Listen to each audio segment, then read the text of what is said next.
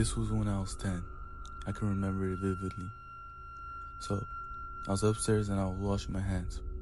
I was going to go downstairs to prepare food with my mom and my sister. But then I heard something in the room where my sister sleeps.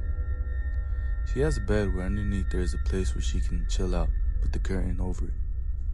Then I heard something in the room, in the chill out place behind the curtain. I thought it was my sister, Ava, because it sounded like her. As I walked into the room, I was about to open the curtain, but my hand suddenly felt like it brushed against someone. At that exact moment, I heard my sister's voice call from downstairs. Mind you, it was only me, my mom, and my sister in the house at the time. Without a second thought, I ran downstairs. Once I reached the bottom, I glanced back at the top of the staircase, and I kid you not, I saw the figure of a pale woman with dark hair watching me run down. Till this day, I don't know what I saw. It still creeps me out.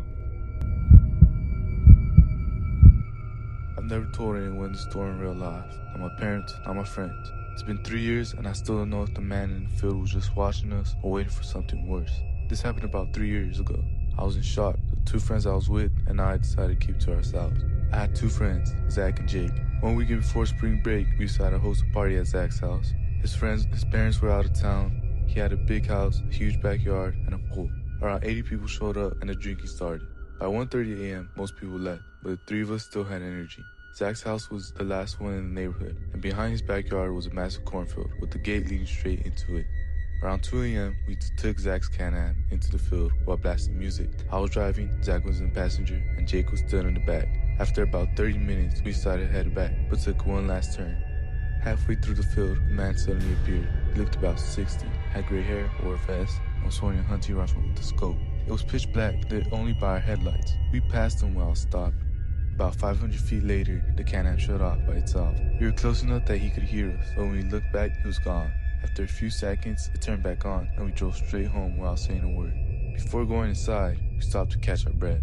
That's when we heard a loud bang, and something metal hit the Can-Am. Then, another shot rang out and whizzed past us. We jumped back on and sped home, locked every door and window, turned off all the lights. Zach had security cameras. On the monitors, we saw a car slowly drive up and stop near the backyard. It sat there with its headlights on for about 15 minutes. No one got out. Eventually, it drove away and we slept that night. The scary part was realizing there was no houses or shelters near the field. That meant he was either staying out there or watching us the entire time. We never told anyone. 3 years had passed and we'd gone our separate ways. But tonight I'll never forget, and one I still think about every time I hear something outside late at night. I had awesome parents who let me sleep in the living room on weekend nights when I was very young, because my sister was a light sleeper and I could stay up until dawn. But of course, I always end up sleeping on the couch because Nick at night made me tired.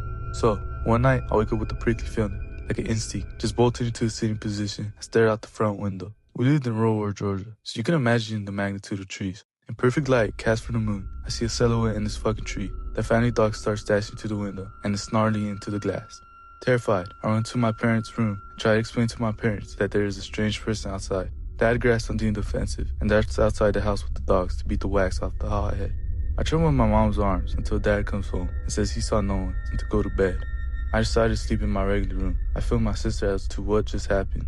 Dad is making regular rounds in the house with a cup of coffee. We're all still and I think I could finally sleep. Nope, I noticed a man outside my window. From what I could see in the moonlight, he gives me a shell signal and runs away. Just turns around and runs in a straight line. I swear, I couldn't stop crying for what felt like hours.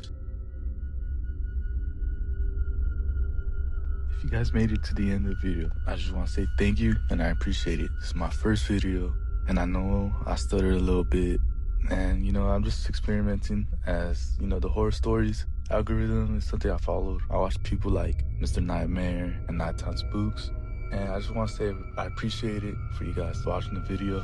Try not to stutter as much. I'll make sure I get like the best audio, and if you guys can hit the subscribe button, I really appreciate it.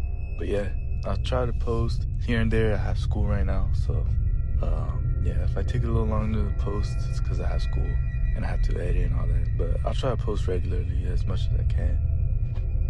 And if you guys are interested in sharing your personal experience of like scary stories, you can send it through Gmail. I really appreciate it, and thank you for watching. See you next time.